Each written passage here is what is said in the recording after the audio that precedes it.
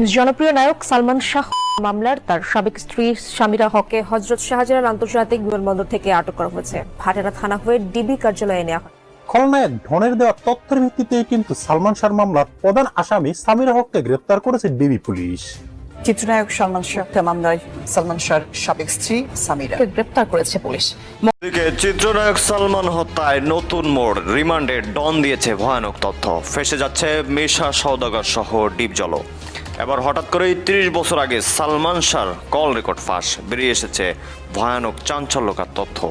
বেডরুমের থেকে ওয়াশরুমের দিকে ডোর দিছে, একটা সুতা ছিল না গায়ে, আমার দৃষ্টি দিয়ে উনি পড়ে গেছে। তো আমি লিফটের নিচে নামতেছি আর চিন্তা করতেছি যে ভাই বাসায় নেই, ভাবি পুরো খালি গায়ে, কারণটাই আমার মনে একটা সন্দেহ। আবার মনে মনে ভাবতেছি যদি এই কথাটা বাইরে যায় পড়ি যে ভাই এই অবস্থায় দেখছি ভাবিরে, উনি তো শুটিং টাইমই দিবে না, শুটিং করা কুকুরের মতো ছুটে আসবে বাসায়। সুপ্রিয় দর্শক মন্ডলী, নতুন একটা নিউজে আপনাকে স্বাগতম।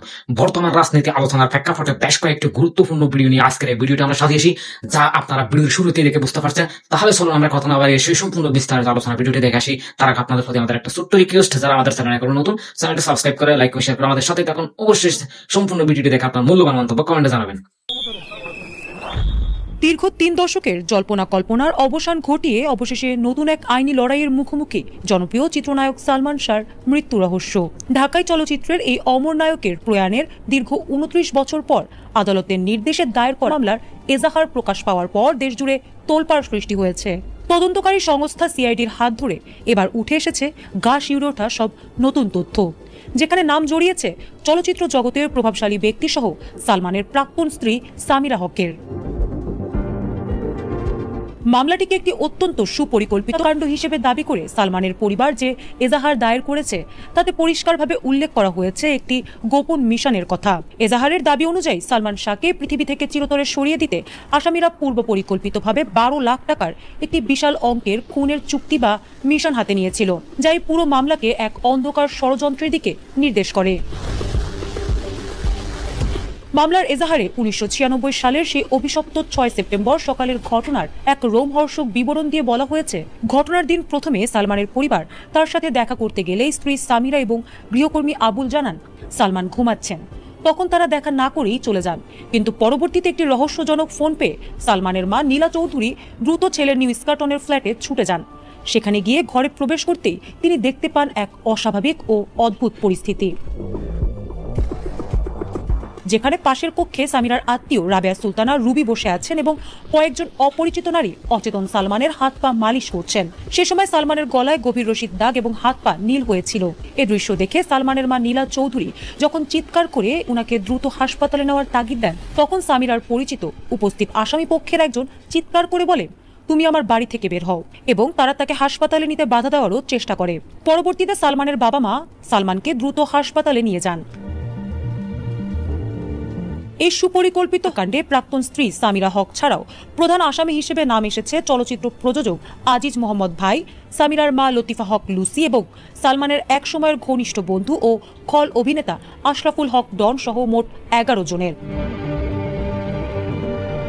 মামলা দায়েরের পর থেকে এই চাঞ্চল্যকর হত্যার ৪ নম্বর আসামি খল অভিনেতা আশরাফুল হক ডন দীর্ঘদিন ধরে আত্মগোপনে ছিলেন, তবে শেষ রক্ষা হয়নি তার। হযরত শাহজালাল আন্তর্জাতিক বিমানবন্দর দিয়ে ওমরা পালনের ছদ্মবেশে সৌদি আরবে পালিয়ে যাওয়ার চেষ্টা করার সময় ইমিগ্রেশন পুলিশের হাতে ধরা পড়েন তিনি। আদালতের নিষেধাজ্ঞা থাকায় ইমিগ্রেশন কর্তৃপক্ষ তাৎক্ষণিকভাবে তাকে আটক করে সিআইডির কাছে হস্তান্তর করে। পরবর্তীতে সিআইডি ডনকে ঢাকার চিফ মেট্রোপলিটন ম্যাজিস্ট্রেট আদালতে হাজির করলে বিজ্ঞ আদালত তার জামিন আবেদন কঠোরভাবে নামঞ্জুর করে সরাসরি জেল হাজতে পাঠানোর নির্দেশ দেন। বর্তমানে সিআইডি ডনকে কারাগারে রেখে এই নির্মম পেছনের মূল নকশা উদ্ঘাটন এবং বাকি ১০ আসামির অবস্থান নিশ্চিত করতে নিবিড় তদন্ত ও জিজ্ঞাসাবাদ প্রক্রিয়া চালিয়ে যাচ্ছে। আগামী ৩০ আগস্ট আদালতে এই মামলার পরবর্তী তদন্ত প্রতিবেদন দাখিলের দিন ধার্য করা হয়েছে, যার দিকে এখন তাকিয়ে আছে কোটি কোটি সালমান ভক্ত। স্ত্রী সামিরার নোংরা খেলা আর নিজের সবচেয়ে কাছের গাদ্দার বন্ধু ডনের বেইমানিতে অকালে পৃথিবী থেকে বিদায় নিতে হয়েছিল কোটি মানুষের স্বপ্নের নায়ক সালমান শাহকে। দীর্ঘ ৩০ বছর পর আজ যেন সেই কালপ্রিটদের উপর নেমে এসেছে চরম পরিণতি। জেলের ভেতর রিমান্ডের করা শাসনে বেইমান ডন এখন একে একে উগরে দিচ্ছে সেই কাল রাতের সব ভয়ঙ্কর সত্যি। বাঁচার জন্য জীবনের শেষ ১০ মিনিটে ঠিক কি করেছিলেন সালমান শাহ? রিমান্ডে ডনের মুখ থেকে এই অজানা তথ্য বেরিয়ে আসতে এখন চরম আতঙ্কে কাঁপছে সালমান শাহের স্ত্রী সামিরা। পাপ যে বাপকেও ছাড়ে না, এবার তা হারে হারে টের পাবে এই কালপ্রিটরা। দুনিয়াতেই এমন ভয়াবহ পরিণতি অপেক্ষা করছে সামিরার জন্য, যা দেখলে শিউরে উঠবে সবাই। প্রকৃতির কঠিন বিচার থেকে এবার কোনোভাবে রেহাই পাবে না সে।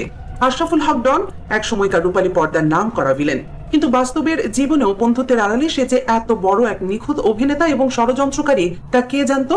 দীর্ঘদিন সবার চোখের আড়ালে লুকিয়ে থাকার পর এই চতুর খেলোয়াড় ফন্দি এঁটেছিল চিরতরে দেশ ছেড়ে পালানোর। ওমরা পালনের নাম ভাঙিয়ে পবিত্র ভূমির কথা বলে সৌদি আরবে যাওয়ার এক বিরাট ফাঁদ তৈরি করেছিল সে। ভেবেছিল এমন ভেলকিবাজি করে হয়তো আইনের চোখকে ধুলো দিয়ে চিরকাল পার পেয়ে যাবে তিনি। কিন্তু পাপের ঘোড়া যখন পূর্ণ হয়ে যায় তখন ঠিকই ধরা পড়তে হয়। সেখানে আইনের কঠোর জিজ্ঞাসাবাদের মুখে ডনের অতীত ও কীর্তির পাতা একে একে খুলতে শুরু করেছে বলে গুঞ্জন ছড়িয়েছে। নিজের পিঠ বাঁচাতে এখন হুড়হুড় করে সামিরা এবং ওই চক্রের সব গোপন চাল ফাঁস করে দিচ্ছে এই শয়তানের দোসর। ডনের এই সম্ভাব্য জবানবন্দি থেকে যে গা শিউরে ওঠা সত্য সামনে আসার ইঙ্গিত পাওয়া যাচ্ছে তা বুঝতে হলে আমাদের ফিরে যেতে হবে 1996 সালের 6 সেপ্টেম্বরের সে কাল রাতে। সে সময় বাংলাদেশের সিনেমা জগতের সবচেয়ে বড় সুপারস্টার ছিলেন সালমান শাহ। কোটি তরুণীর স্বপ্নের রাজপুত্র তিনি। কিন্তু ঢাকার ইস্কাটনের ফ্ল্যাটে যখন এই জনপ্রিয় তারকার নিথর দেহ পাওয়া যায় তখন শোকে স্তব্ধ হয়ে যায় পুরো দেশ। প্রশাসন প্রথম থেকেই এই ঘটনাকে নিজের ইচ্ছায় পৃথিবী ছাড়ার একটি সাধারণ ঘটনা বলে চালিয়ে দেওয়ার জন্য উঠে পড়ে লাগে। কিন্তু দেশের কোটি কোটি ভক্তের মনে তখন একটাই প্রশ্ন ছিল, এটা কি সত্যি স্বেচ্ছায় বিদায়, নাকি ভালোবাসার মুখোশ পরে বোনা হয়েছিল এক নির্মম নীল নকশা। বছরের পর বছর ধামাচাপা থাকা এই ঘটনার মোড় ঘুরিয়ে দেয় আমেরিকা প্রবাসী রুবি সুলতানের একটি ভাইরাল ভিডিও বার্তা। সেই ভিডিওর পরেই একে একে থলের বিড়াল বেরিয়ে আসতে শুরু করে। রূপালী পর্দার গল্পকেও হার মানানো এক জঘন্য চক্রান্তের কথা জানতে পারে সবাই। তবে এর সবচেয়ে বড় বোমাটি ফোটে 97 জুলাই মাসে। সে সময় মামলার অন্যতম আসামি রেজভি পুলিশের কাছে বন্দী হয়। আদালতে 164 ধারায় দেওয়া তার স্বীকারোক্তিমূলক জবানবন্দি পুরো দেশকে কাঁপিয়ে দেয়। রেজভির সেই বিস্ফোরক বয়ান অনুযায়ী স্বপ্নের নায়ককে চিরতরে সরিয়ে দেওয়ার জন্য চুক্তি হয়েছিল মাত্র 12 লাখ টাকার। আর এই জঘন্য চুক্তির মাস্টারমাইন্ড ছিলেন খোদ সালমানের স্ত্রী সামিরার নিজের মা লতিফা হক।